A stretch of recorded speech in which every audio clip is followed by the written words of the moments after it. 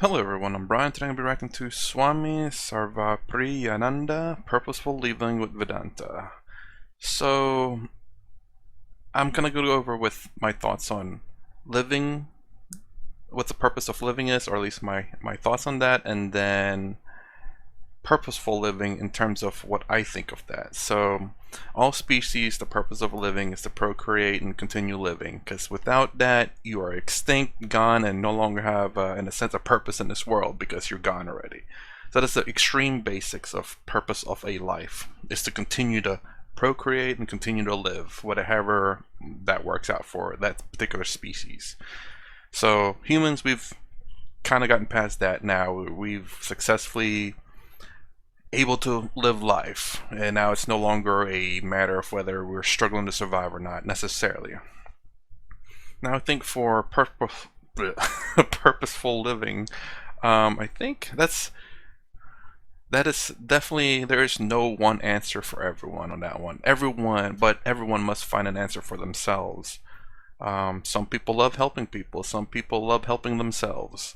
Nothing wrong with either one, in my opinion. So long as that you're not harming anyone else in that purpose, then by all means, do as you please. Much like what Osho said, I do believe just be responsible. You're responsible for yourself, and so long as you do that and you find a very good purpose in life, then all good by my books. I will say that I think there are people out there who cannot find a purpose in life, and it can become destructive, or it can become destructive, but generally speaking they're more than likely lost because they're seeking a purpose in life. I know Sadhguru was saying that in one of his talks, I remember that, people were searching for purposes in life, and Sadhguru was like, the purpose of life is to live life. Which is true, absolutely, and it's a weird thing to grasp, I suppose. And I wouldn't want to say Western ideology or Western way of thinking. I think this is just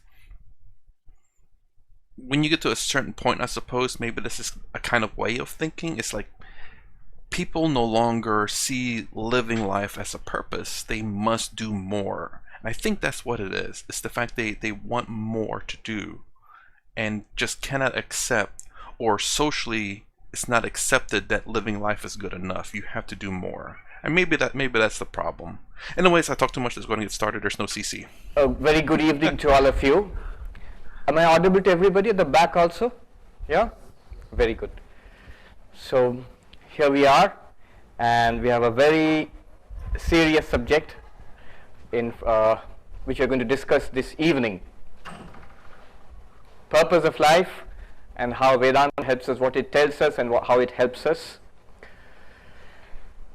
I'd like to begin with what we want in life. And there is a traditional structure in Hindu thought which maps what human beings could possibly want in life. First thing we want is pleasure, sense pleasure. We want to eat good things, Okay, we want okay. to listen to good music, you want to see good things, films, all sorts of sensory pleasures, all kinds of pleasures. I'm sorry, I was thinking like the things that we want in life is shelter, food, and water. I mean, they may not be good, but if you're alive, at the very least you're living. But I guess we got past the basic survival stuff, then yes, we're going to want more the exquisite stuff. They are all categorized under one term called kama. Kama means desire, also means sensory pleasures, all kinds of sensory pleasures. There's a pleasure you get out of eating a laddu, to the most refined kind of pleasure you get out of listening to classical music, the pleasure you get in artistic creativity, the most refined kind of pleasure to the grossest kinds of pleasure, all of them are put under kama, that is pleasure. And this is what children seek, they want to have a good time. And you ask students, no, maybe not IIT students, but other than IIT students, you'll find kids partying, and you ask them, What are you doing? We are having fun. We are hanging out. We are having fun. So that's basically pleasure. They're seeking pleasure, having a good time. That is pleasure. And that is one of the goals of life. See, here there is no should here. What we are doing here is classifying what is. What people are doing, that is what we are classifying. People want pleasure. People want to have a good time. And, okay, they are having a good time. Yeah. So that comes under karma. And typically children, teenagers, they spend a lot of time in this. But as you know, if you look at your lives, if you look at the lives of people who are grown up, please come. I'm not laughing at the screaming, but whenever, as you know, as you get older, it's like, yeah, pleasure seems to come much, much less when you're older because of responsibilities, which is, whenever I think of responsibilities, I always think of Osho, what he says. It's restrictive. I agree and disagree, but he's right. You'll find typically, how much time in the week do you spend in having a very good time, you know? Not much. Most of the time you are working, you're doing something else. Me, on the other hand, in my job, I enjoy for the most part. I have fun talking to my coworkers while working. Because my job is to help people solve their problems, in a sense. There are limitations of pleasure. There are several limitations. For example, pleasure, what gives you pleasure lasts for a very short while. After some time you need another dose of that. You like a rasgulla or mithai, you take it, you find it very tasteful and you enjoy it, but next moment typically you want something else. In fact, the novelist Somerset Maugham, he said something very interesting. He said, if you continuously chase pleasure, if you single-mindedly chase pleasure, very soon you find nothing pleasing anymore. And that's, I don't know how profound an observation that is, but it's true. Yeah, I was thinking that, like, it's kind of like if you eat something or you do something for so long, you just become numb to it because you're so used to it and you have nothing else. You want variety. Is that what he's talking about, or is it just strictly all pleasure, then all of a sudden all pleasure? Yeah, I mean, you want variety, but eventually you'll probably get used to all of them, which would be pretty bad. But I don't know, I kind of feel sorry for people who... actually, someone made a comment in one of my videos saying that I laugh at children's jokes, or I'm childlike. I'm like, yeah, I'm absolutely glad I laugh at children's jokes. I'm glad I laugh at fart jokes. Well, not even fart jokes, just farts in general.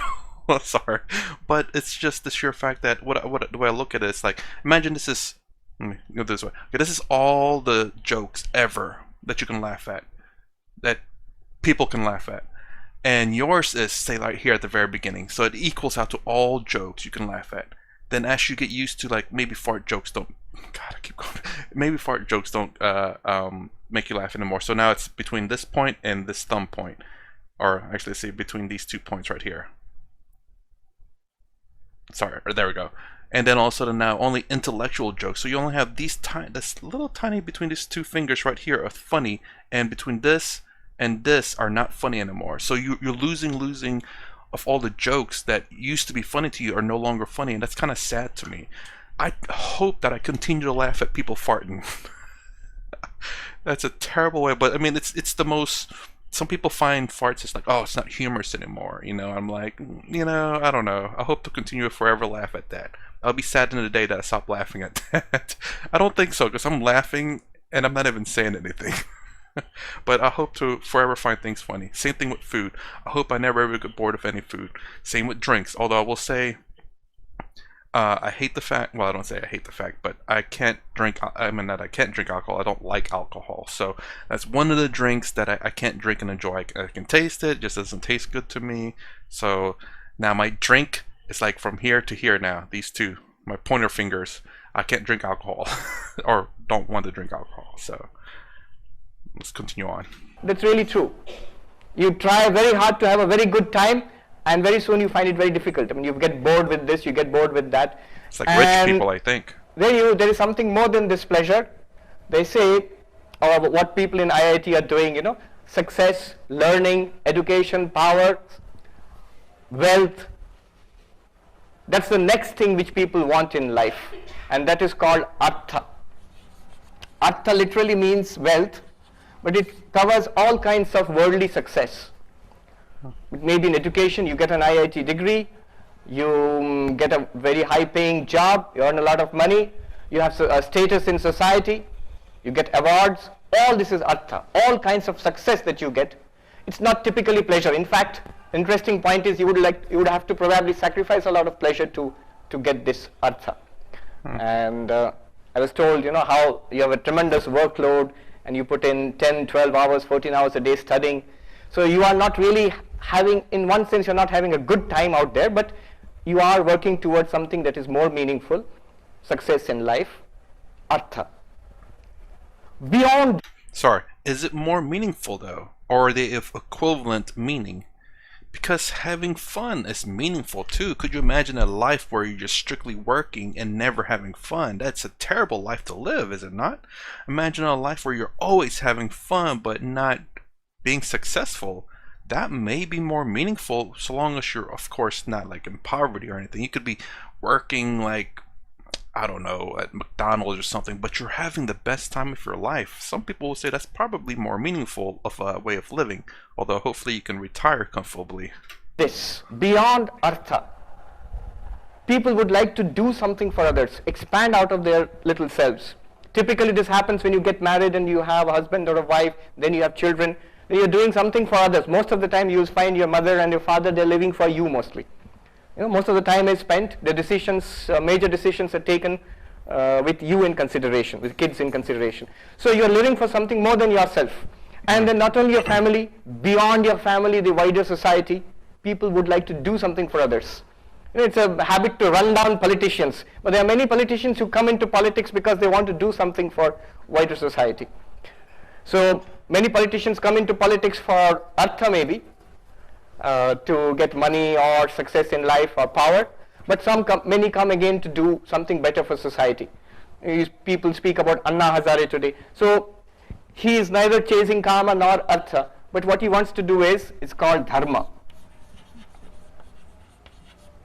Something beyond kama and artha, expansion into a wider existence, doing something for others. Dharma includes morality, it includes work done for others, the wider society, for the good of others, working for the good of others.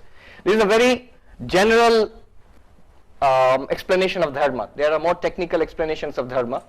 Dharma also might mean religion. Literally dharma comes from the root dhri, what holds a person together. What holds something together is dhri dharma, that which holds something together.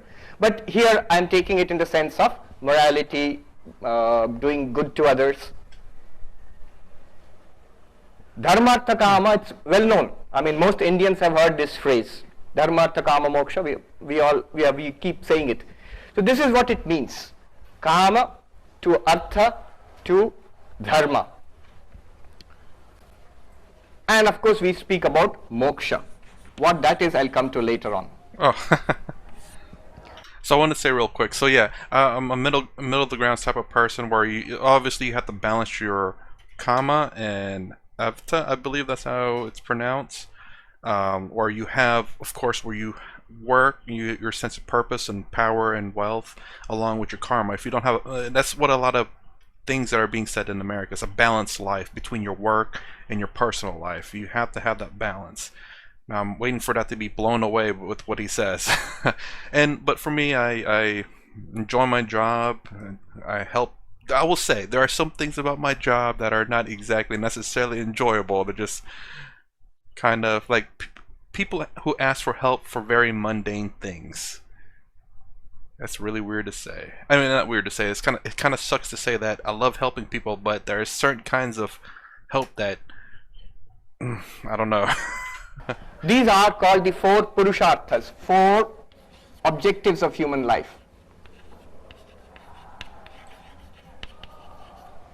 Purushartha would translate as a goal, a purpose of human life. We're talking about purposeful living. So traditional thought speaks about four purposes of human existence. There is no should here. This is what people want actually. Now I would like you to think, see what you want in life, what you have always wanted. Look at the people around you and I can tell you, you can sort of classify what they want in one of these four categories. All of what human beings could possibly want, whatever they have wanted in life, comes under these four categories. Professor Seligman, an American psychologist, who is in fact regarded as the father of the movement of positive psychology. In the last 10-15 years, it has really taken off. It's a new branch of psychology, and it's partly due to a professor called, an academician called Seligman, Martin Seligman. He says, he looks about what makes people happy, and he has developed this equation. Ooh, I don't know. I may have heard some parts of this, or at least there are some videos that I've watched that said that men typically derive their happiness on not serving, maybe serving their family, like having a purpose in life. Well, we all want a purpose in life, but I think men tend to derive their happiness by working and providing, and females maybe derive their happiness of kind of like being a caregiver to their family member, their child, or even maybe to the husband, I believe. Again, not everyone, but I think this tends to be maybe the majority. I'm wondering if he's going to say that here. Happiness, he says, the first thing which contributes to happiness, if you ask people, the first reaction would be things which give pleasure. Good food, good music, company of good friends, entertainment, all of that. So he says the first component of happiness is pleasure, P. First component is pleasure, all kinds of sensory pleasures. But he says it's very limited. It is transitory. You need more, like a drug, you need higher and higher fixes of that. So pleasure is a small component of happiness, but it is the first thing which comes to mind. More than pleasure, he says, what gives happiness to human life is what he calls engagement. Engagement. It might be in a career, it might be in your studies, it might be in a job, in a hobby. So for example, a person who likes playing, say tennis or something, and devotes hours and hours of practice and all that for playing, and is completely engaged in that, and that gives happiness. Those of you, I think most of you enjoy studies, otherwise you wouldn't be here, and you get this happiness out of engagement. It's not sensory pleasure. I'm sorry, I was thinking most of them were probably thinking that they wanted to finish this so they can get out of there, get right to living life. But it's a kind of happiness which comes from concentrated hard work. There's a satisfaction in that. So that's engagement. Some people get it out of their jobs, whatever work they are doing. Often you'll find those who are doing research, academic research, not all of them, but many of them get a lot of satisfaction by working in the lab. They can spend hours and hours, days and days, months, years go by when they are deeply engaged. There's a condition called flow, where they get a lot of happiness from work. So that is another component of happiness. This is Seligman's equation. And he says, is it down? Let it be there. It's reflecting on that. You can't see. Okay, fine. I'll just read out what I'm writing. Then he says, beyond engagement, happiness comes from another thing, another factor, which he calls meaning in life, or purpose in life, a meaningful life. So somebody like Gandhiji, or today Anna Hazare, or somebody, or Swami Vivekananda, they were doing things not for pleasure. They were not doing things because it was a hobby or a career for them, but they found deep purpose in life, in what they were doing, and that gave a lot of happiness to them. So far, is everything he said here is what he's saying in the other section. The first one, pleasure, being pleasure. Second one, engagement, which is oh god, what was the second one? It wasn't dharma. It was the second one, where it's basically work, success, power, which deals nothing with pleasure. And then the third one, which was meaningfulness, which is something again. Basically he's matching the two. Can't wait for the fourth one. He hasn't explained that one yet. So the M is meaning in life, a meaningful life. People who take up, they throw up attractive careers and go and do social work.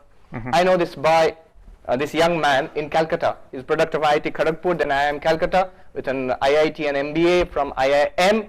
What he did was, he threw up a lucrative career in multinationals, and he took these orphans from the streets of Calcutta, and he set up this NGO called Parivar, whereas he has some 450 kids, orphans, from different parts of West Bengal. Vinayak Lohani, and he's not from West Bengal, he is from Madhya Pradesh in fact. Now why did he do that? Because, and he's happy, he's very happy. He finds meaning in it. And a lot of people do that. They do what gives meaning to their lives. And this is Seligman's equation, and with a lot of statistical surveys, he has shown how this pleasure component is a very small part of happiness. If you take as 100%, this pleasure would count for a very small part of happiness. Engagement counts for more, gives more happiness than pleasure. And meaning gives the maximum amount of happiness. And the converse, if you don't have meaning in life, you don't have engagement, just pleasure will not fulfill you. Often, the opposite can happen. If you have meaning in life, then pleasure, you can dispense with pleasure. Yeah, that's what I was saying earlier. It's the purpose. People who, and I was saying rich people too. Rich people, they don't have a sense of purpose in life because everything's been handed to them. So all they're experiencing is just that first part, pleasure. Partying every day, doing drugs because they have a void inside of them that they can't fill, which is the happiness. And they don't, and the main thing that they're lacking is meaning or purpose. And that's the one thing that I'd say so far that will give you the greatest pleasure. He hasn't, that fourth part though, I'm waiting for that. You don't need that pleasure, that component. It's nice to have it though. I remember an experiment which Professor Seligman conducted. He said he used to teach a course in psychology, and he said that one day he told his psychology students that today in the afternoon there are no classes, you can all go and watch a movie in the theater nearby. I'm very happy. Okay, go to the movie, but one condition, you come back and then you have to fill up this questionnaire. So they went to the movie and they came back, and the students were asked to fill up this questionnaire where they were asked, you rate your happiness, the kind of pleasure you got from the movie, on a scale 1 to 5 or something. And they submitted the answers and they went back home. Next week again in the class, the professor said that today in the afternoon we won't have a class, we will all go to this particular area where poor kids live, and we have toys and t-shirts and all which we will distribute to the poor kids there. You mix with them, make friends with them. And the whole class went to this area and they met those children and they spent the afternoon with the children. And they came back and filled up this questionnaire, answered this questionnaire again, how happy it makes you on a scale of 1 to 5. Then, a few months later, suddenly in the class, after 3 or 4 months, suddenly the professor, what he did was, you guys, do you remember 3 months back, one afternoon you went to a movie? So, yeah. Now you rate yourself, answer this questionnaire. How much happiness does that movie give you now? Right now, how happy do you feel that you saw that movie? Some of them couldn't recall the name of the movie. And many of them said, yeah, I don't remember the happiness at all. And you remember the next week we went to those children and we spent that afternoon with them, we helped them out. How happy does it make you feel now, today, 3 months later? And all of them said, we remember that, and even till today, when we think about it, it makes us feel happy. So it shows you that this meaning component is very powerful in happiness, in the total scores. More weightage is here, little less here, much less here. But the point I want to make is, some of you may have already guessed the correlation. Kama. Pleasure. P, pleasure. Artha, engagement. I was trying to listen to what he said there. It sounds like he said Atta. But is that a V in the middle there? Avta? Roughly speaking. Not an exact match, but roughly speaking. Engagement. Dharma, again, roughly speaking, pretty close in fact, meaning in life. What's the last one there? Moksha. I don't know if anybody else has made this correlation, but when I heard a talk, there are these talks, TED talks, TED talks. So Seligman has a talk there, and you should see it. Very interesting. He's a very good speaker, very humorous. I can't resist telling you how he began that talk, though it is little off the subject. But anyway, when he started the talk, it was about positive psychology, and he said, he started the joke. He said, I was interviewed by CNN about psychology. They asked me, Professor Seligman, please tell us what is the status of psychology today? And because this is CNN, you get only one word, soundbite. So he said, all right, what is the state of psychology today? Good. Then the interviewer said, no, cut. Explain a little more. Yeah. I'll ask you again, you explain. You just dilate a little more on the subject. All right, how many words? 2 words. Very good. Ready? Professor Seligman, what is the status of psychology today? Not good. Oh. Or good. The interview was taken aback. What? Good? Next, not good? No, it's not clear. You have to explain a little more. Okay, how much? 3 words. Uh-oh. Professor Seligman, what is the state of psychology today? Not good enough. And that was the subject of the talk. How psychology is good, how it is not good, and how it can be better. So that's how he began the talk. I'm sure you can look it up in TED website, Seligman. But my point is, ancient Indian thought and what modern psychology is coming to, you can see a convergence. You can very clearly see the convergence. All of this is for happiness. Karma is because it makes me happy. Artha, wealth, it is for happiness, for my happiness. Even dharma, I say it is for you. I'm doing this work for you. I'm doing it for the underprivileged people. I'm doing it for people who are suffering. But ultimately it makes me happy. I am satisfied with it. It is because I do it for my satisfaction. So all this is for happiness. And here Seligman says happiness has these components. Now Vedanta, the philosophy of Vedanta, which as she said is based upon the Upanishads, which form part of the Vedas, the core text of Hinduism. Vedanta says all the happiness that you get from these components, it is not enough. It is transitory. At the end of all this, you are still left with existential questions. You're still left seeking for more happiness, for permanent happiness. Even with all of this, people still feel unfulfilled. I've not heard that, especially once you get to the third stage, the Dharma. Generally, people feel very well. Generally speaking, I think most people who do things for other people.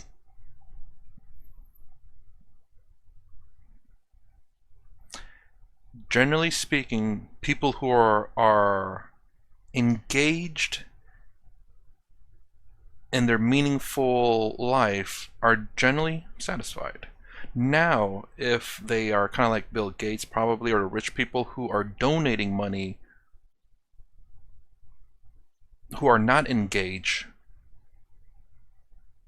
may be seeking more. But it's weird to say that, when you hit the meaning of life, but a meaningful life, that it's not enough. Wow. Okay. So I guess we're going to that 4th part. Is there anything that will really give you permanent happiness? Is it possible? And Vedanta says, beyond all this, there is another thing to search for, which is, we can call it spiritual enlightenment, or the search for moksha, nirvana, whatever. How do they define it? That is the search, they say, for permanent happiness, for infinite permanent bliss, and an end to unhappiness.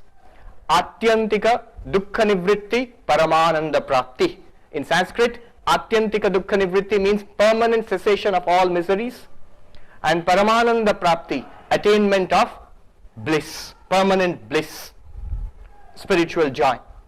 Is it possible? They claim it is possible. How is it possible?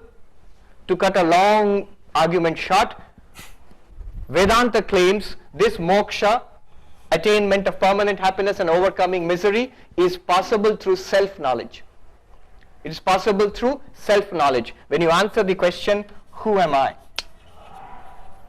I had a feeling it was going there because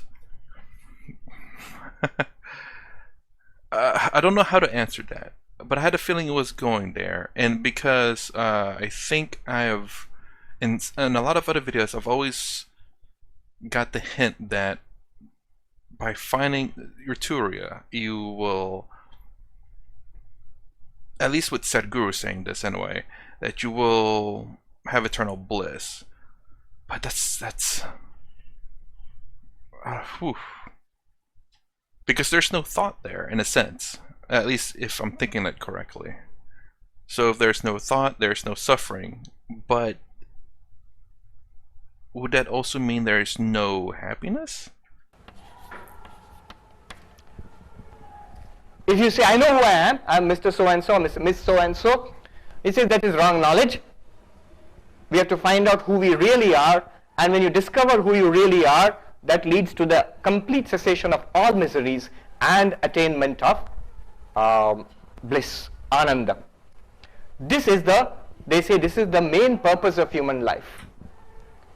And that has been the claim of all spiritual teachers in India, not just in Hinduism, in Buddhism, in Jainism, Sikhism, all the Indian spiritual traditions.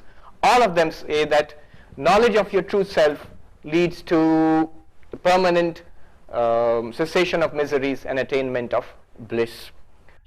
Okay, I kind of had this thought some time ago, dealing with Christianity and about the afterlife. So, and some Christian people will say that heaven is eternal bliss. But also, well, there's other things they say too, that you, in a sense, in heaven, you don't really have free will because you can't do bad in heaven. You can only do good. So therefore, if you can only do good, there is no free will.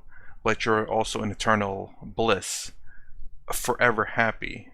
But because of the belief that there's a hell, there are people out there who you could love and are burning in eternity in hell, and you're sitting there in heaven in eternal bliss and happiness.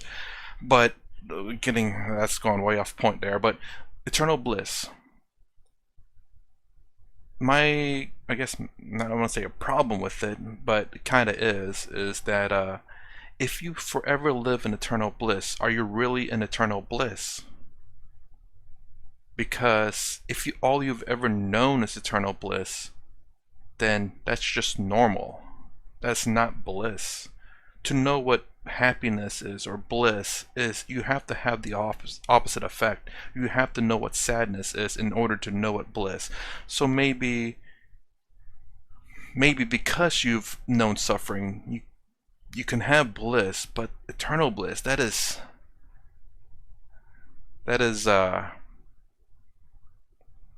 I don't know how to say it, but that's hard to say, I guess. Because I guess to say something is eternal may be a little bit difficult to grasp. To say that you can have bliss is easy. We can understand that because we have sad moments and happy moments. So moment to moment we can understand happiness and sadness. But to say eternal bliss.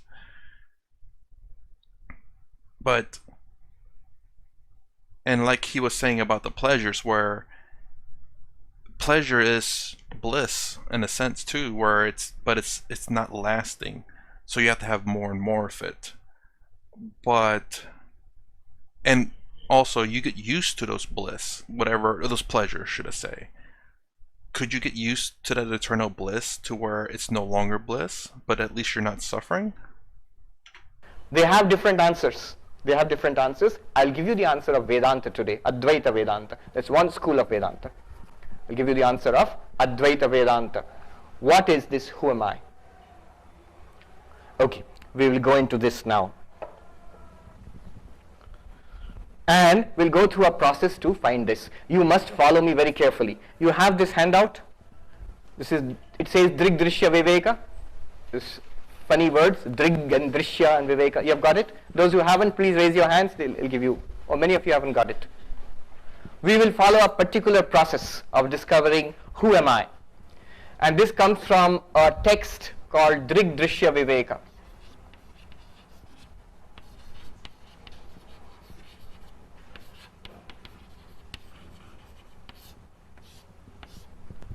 Drig means the witness, seer, the one who sees, the one who knows, the subject, the I. Drig means the seer, the one who sees.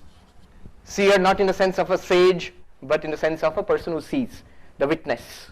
Drishya means what is seen. Seer or knower. And this is what is known. Viveka means separation, discrimination. Viveka means separation or discrimination. Discrimination.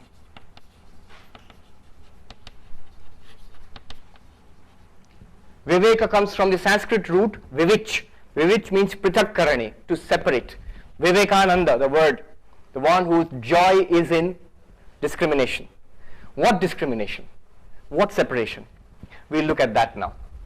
And this text is about 600 years old. Swami Vidyaranya, who was in the Vijayanagar kingdom in Karnataka about 600 years back, he wrote this text. Sometimes it's attributed to Shankaracharya 1200 years ago, but that's not true. Modern scholarship dates it around 600 years back. And this is the first shloka, the first verse of a very small book, Drigdishya Viveka, which has 40 verses, 38 verses in fact. And this is the first one. And this is the key verse, most important verse. We will just use this. Okay, let's go into it. You have to carefully follow me, step by step. It's subtle, but it's very interesting. It's, in a sense, it's very simple also. You have to not only understand what I say, but at each stage you should try to experience what I'm saying. Okay? You should try to move with it in your own experience. Then it makes much more sense. It's not just an intellectual exercise. It is intellectual in the sense that you have to understand, of course, but also right now you have to experience it. Right. Now we have one principle, one operating principle which we will use. What is the principle? The knower and the known must be different. What is the principle? The knower and the known must be different. What do I mean by that? Something very simple. I know this duster. I see this duster. My eyes are seeing this duster. In a very simple way, the eyes must be different from the duster to see it. I can see you. You must be different from my eyes for my eyes to be able to see you. In fact, the only thing that the eyes cannot see are the eyes themselves. The eyes can see a reflection of the eyes, can see a picture of the eyes, but they cannot see themselves directly. And they can see things which are different from themselves. So, the principle which we will use, which we will give up later on at the end, but right now we will use this principle, the knower and the known must be different. Okay, hold on to that. Let us start. I'll read out the Sanskrit. You can follow, you can just listen to me also. The verse goes like this. Rupam drishyam lochanam drik tad drishyam driktu manasam drishyadhi vrittaya sakshi drigeva natu drishyate. Okay, the first part, it has 4 parts. The first part goes like this. Rupam drishyam lochanam drik. Rupam means form. Forms. Forms, these are forms. What you see. Literally rupam means color, but it also is extended to forms. Whatever the eyes can see, those are called rupam. All these are forms which you see. And who knows this? Please come. Who knows these forms? The eyes. Lochanam means eyes. So the eyes are the drashta and the forms are the drishya. Drashta means knower or seer and drishya means known or seen. You are with me so far? Very simple. Knower and the known. And what is the principle that we are using? The knower and the known must be? Eyes and the forms are obviously different. Very clearly, you know this.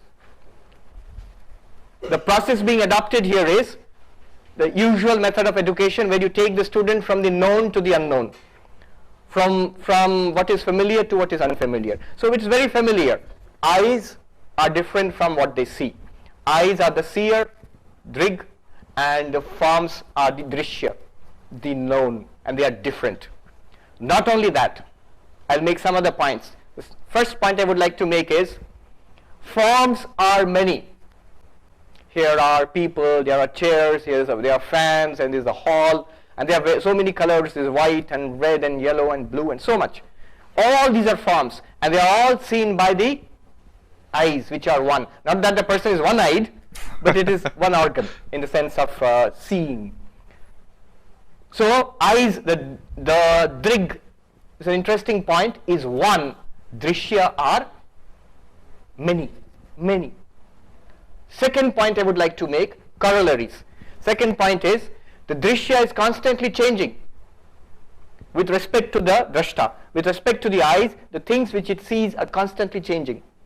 People come and go, the day changes into night, and so many things which you are seeing, they keep on changing. They are changing. With respect to the changing forms, the eyes are relatively constant. Okay, 2 points I have made. Now, let's go to the second quarter of the verse. Tad drishyam driktu manasam. Tad drishyam, these eyes, they become drishya. And who sees or knows the eyes? Mind. Manasam means mind. Don't you know your own eyes? Know in the sense, my eyes are open, my eyes are closed. I have a feeling I know where it's going to go with this. He's really a really good teacher. So, and having watching his Who Am I video, I understand where it's going. Basically, the Turiya is going to be pointing towards the mind, but nothing can point to the Turiya because nothing. And this amazing question, which I still can't answer yet, which is you cannot experience yourself. I'm sorry, he says it that what you experience cannot be you. So the Turiya you cannot experience, therefore it must be you. I can't see clearly. I have to change the power of my spectacles. Or I can't see clearly. Or my eyes are itching. All the conditions of the eyes that I know clearly, that I can see clearly, or I cannot see clearly, eyes are open, closed, all these conditions, they are known to the mind. So mind is the knower and the eyes are the known. Mind is the drashta, eyes are the drishya. Eyes are the drishya. And what is the operating principle? Drashta and drishya, knower and known, must be different, they are separate. And obviously the mind is separate from my eyes. Remember, by the eyes I can extend it to the ears and to the nose and to the tongue and to the skin, to all the 5 sense organs. The same principle holds. The mind can know the sense organs. So the mind becomes the drig, the knower, the drashta, and the sense organs, the eyes and so on, they become the drishya, the known, the seen. And the same 2 corollaries, the different conditions of the eyes, or the different, first of all, the different sense organs, eyes, ears, tongue, nose, skin, all of them are known by the same mind. First corollary. Second corollary, they are changing. Condition of the eyes is changing, ears, skin, various sensations are coming, they are all changing. They are all known by the same mind. The 2 corollaries again hold. Now let us go further back. We are becoming more subtle. And you must move not only in understanding, but also in experience. You must feel it. Now we are coming to something really subtle. The 3rd quarter, Drishya Dhivrittaya Sakshi. It says the mind, Dhivritta means modifications of the mind. Dhivritti means modifications of the mind. Thoughts in your mind, emotions, feelings, knowledge, all of this is in the mind. And all of these, follow me carefully here, all of these are known to you. I am happy. I know that I am happy. I am sad. I know I am sad. I understand what this guy is talking about. I know I understand. I don't understand what he is talking about. I know I don't understand. So there is something in me which knows what's going on in the mind. There is something in us which watches our mind. Because everything in the mind is known. Don't ask who knows the mind, but just acknowledge this fact. Whatever is happening in your mind is known. Not to us maybe, but to you. It is known to you. Your happiness, your misery, your knowledge, your ignorance, your ideas, your memories, your feelings, all of them are very much known to you. And the principle is, there is a witness of the mind called the Sakshi. Sakshi means witness. It literally means witness. What it is, the verse is silent on that. But there is a witness to the mind. It's called Sakshi. Sakshi, as you know, in Hindi and Sanskrit it means the witness. Literally it means the witness. So there is something which knows the various thoughts of the mind. And our principle is, knower and known must be different.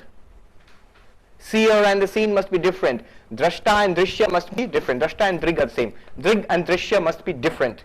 So this Sakshi must be different from the mind. Whatever the Sakshi is, the knower of the mind must be different from the mind. There is a story about this. It's already, we are at a very deep level here. There is a story about this. One person who was very miserable, Sethji, dukhi the. I'll just tell you in Hindi and translate back into English, because I heard it in Uttarakhand in the Himalayas. Very profound story and very funny also. So there's this, I'll tell you in Hindi first. So Sethji the, बहुत दुखी थे, वो एक महात्मा जी के पास गए हिमालय में. क्या हुआ? महात्मा जी हम बहुत दुखी हैं. Then that Mahatma told him, तुम दुखी नहीं हो, तुम अपने दुख को जानते हो, तुम अपने मन में जो दुख है उसको जानते हो. हाँ जानते हैं, इसीलिए आपके पास आए हैं, हम दुखी हैं. अगर तुम अपने दुख को जानते हो तो तुम दुखी नहीं हो सकते. तुम अपने दुख के ज्ञाता हो, अपने दुख के दृष्टा हो. मन में जो दुख है उसका दृष्टा हो तुम. सेठ जी सोचा बहुत, हाँ ठीक बता रहे, मन में दुख है उसके हम दृष्टा हैं. Then he went and told the Mahatma, Mahatma ji अब बहुत शांति है, हम बहुत शांत है, अब दुख चला गया, हम बहुत शांत है. नहीं, तुम शांत नहीं हो, तुम्हारे मन में जो शांति है उसका दृष्टा हो तुम.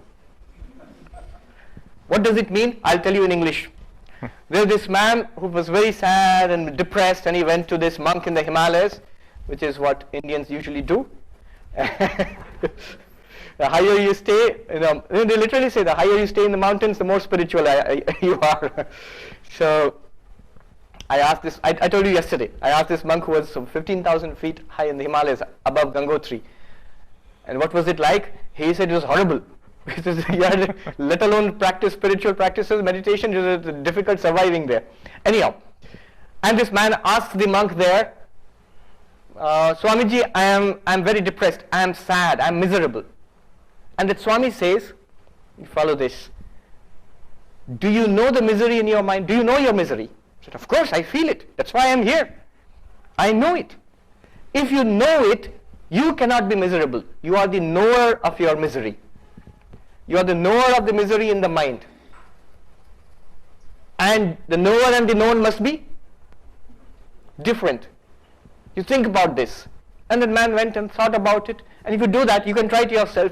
After some time, you will get peace of mind. That misery will disappear. It becomes an object. Just like this thing in my chalk, the misery in your mind, the depression in your mind also becomes an object. And then it's no longer a cause of misery. So that's what happened to him. And he went back and he told the monk that, Swamiji, you are right. I am not miserable. Now I am very peaceful. Immediately the monk said, no, you are not peaceful. You are the knower of the peace in your mind. Why is it important? Because the moment you do this process of vichara, this discrimination, you attain peace. Immediately a peace comes in your mind. And then what happens is, you get identified with that peace. After some time, the nature of the mind is to change. After some time the mind changes. And what happens is, you feel, I was peaceful, now I am not peaceful anymore. Or when I was with that Swami, I was peaceful, now I am not peaceful anymore. Where did that peace go away? Because you have become identified with that peace. Real peace is not being identified with the peace of the mind or lack of peace of the mind. Mind may be restless, mind may be peaceful. You are the witness of both. This is what Vedanta tells you. So, this is the level.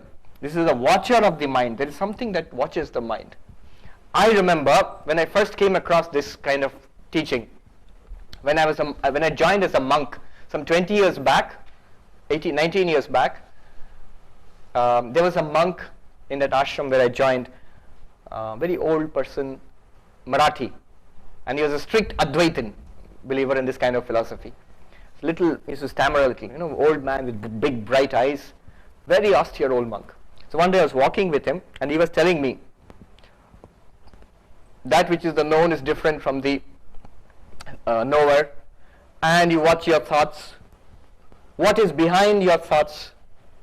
And I said, Swamiji, if I think like this, thodi der baad, ek blankness. A little later, if you can reach a blankness. You try it just now, you will find here are forms, here is the eye, then there is the mind which knows the eyes, then there are thoughts in the mind, there is something watching those thoughts. If you try to go beyond the mind, to the background of the mind, you reach a blankness.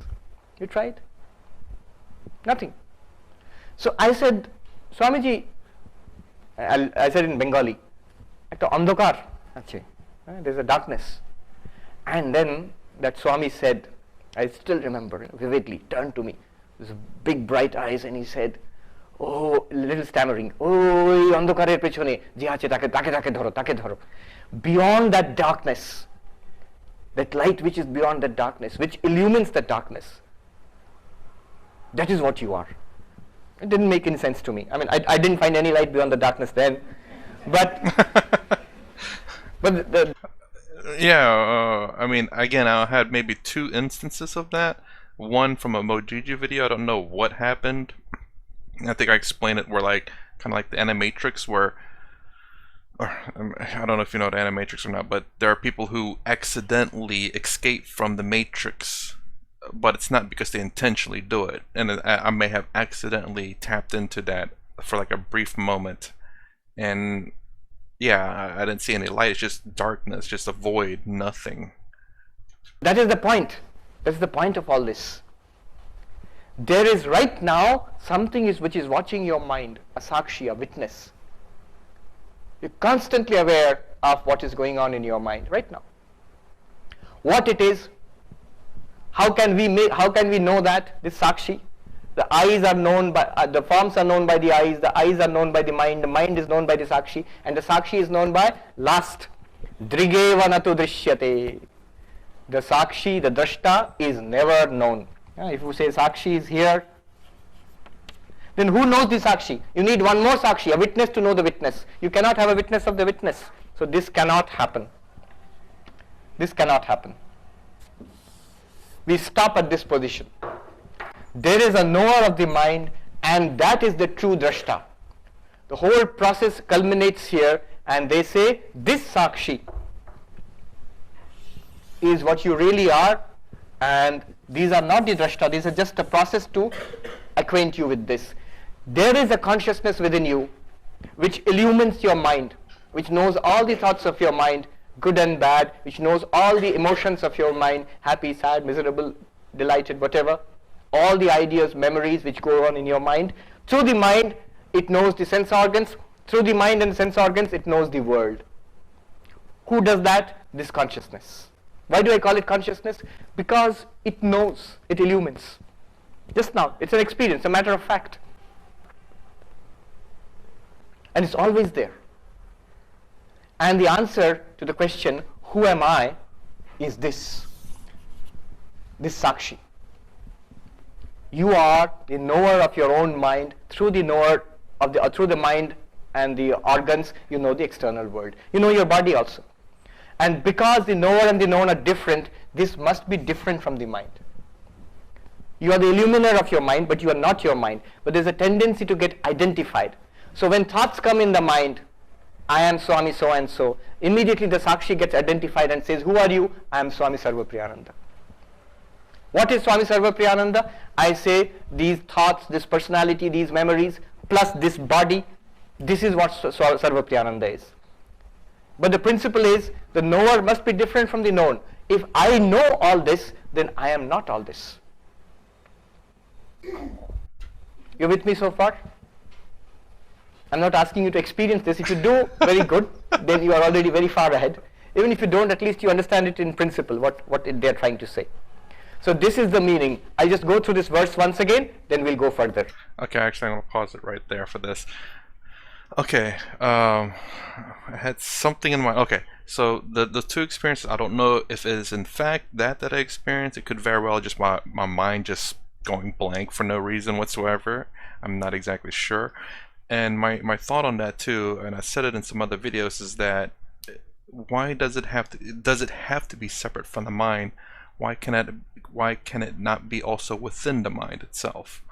So again, I have no bearings or proof on that, except for when I gotta rewatch that video or watch the scanning of a brain when people were thinking and stuff. But I think Sadhguru made a story where, you know, an Indian scientist wanted to scan his brain while he's meditating, and he made a joke where, like, you know, they're scanning his brain and they were wondering if he was alive. I think that was the joke he was making, because there was no brain activity, I believe. Or I can't quite exactly remember, but they go talk to him. It's like, hey, you okay? I'm just paraphrasing here, and but basically he goes to point out that whenever he's in that meditative state, that there was no brain activity, I believe.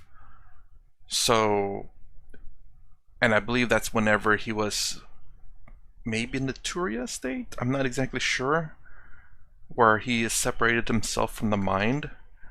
And from my other experiences about this is that the Turiya illuminates the thoughts. So when thoughts come into the mind, the Turiya sees that as well, and that's when activity happens. But if there's no thoughts, there's no activity from the Turiya, so therefore the mind's not doing anything. I don't know how to explain it better yet, but basically the thought, maybe it's in the thought processing area of our mind that where the Turiya lies. That's just my hypothesis or theory or whatever. Hypothesis, actually. That's what I'm thinking so far. Now I'm still open to the fact that it could be separate. The witness is separate from the mind, but I'm between those two at the moment. I'm leaning more towards that it's within the mind itself, and because of his question as to what you experience cannot be you. Our brain is not all like one big thing. I mean, it is, but it isn't. There's sections of the brain. Each section of the brain does different things. One section does the breathing, one section does your hormones, one section does the left side of the body, and the other side does the right side of the body. The frontal cortex does, I believe, thought. And maybe somewhere in there is another section of kind of your processing, your thoughts and the processing of those thoughts. Maybe. Anyways, that's part 1 of this Purposeful Living with Vedanta. If you like my content, please consider subscribing. Thumbs up, thumbs down below. Thanks for watching. I'll see you in the next vid.